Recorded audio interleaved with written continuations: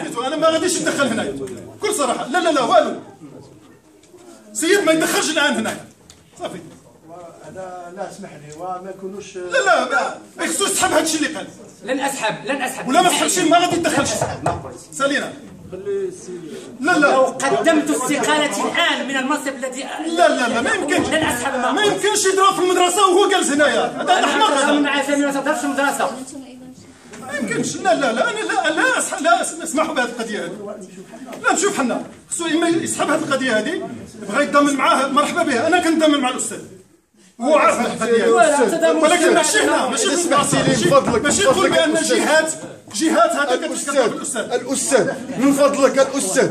شوف اسمح لي. لا ما عطيتكش غير اسمح لي نقول لك انا جيت باش نستافد من هذا اللقاء. ولكن السيد كيضرب في المدرسه. الله يعطيني غير شويه من وقتك، غير شويه واسمعني.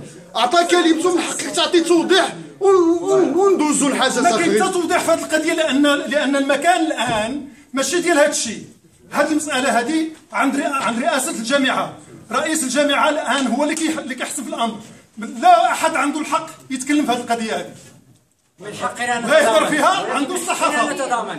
نمر الى حلقه اخرى. صافي هذا الكلام الى حلقه اخرى. كيمس المدرسه. لا بلاتي ولكن نعطيوها كلمه كاطار يعني مشترك منظم لهذا اللقاء. اذا سمعتي انا ما نعطيش منبر الان ديال المدرسه يجي شي واحد يهضر في المدرسه. ما يمكنش. واسمح لي دابا نحن الله يخليكم نحن الان جئنا باش نحضروا واحد الندوه. طبعا هذا ليس محل بطبيعه الحال طرح اي مشكل لا خارج عن طاقتنا جميعا، ولكن من حق هو يعني تدخل وعبر عن موقفه له الحريه في ذلك. ما يمش المدرسه الله يهديك. اذا خصو يسحب القضيه ديال انهم مس الجهات. المدرسه بالاسم. لا ذكرتي الجهات اللي هذا الجهات هي جهات هذه كلمه. لا هي المدرسه. اسمح لي ما عندكش الحق تعمل هذه القضيه هذه. فهذه المدرسه انت ما تعطيش هذا الحق.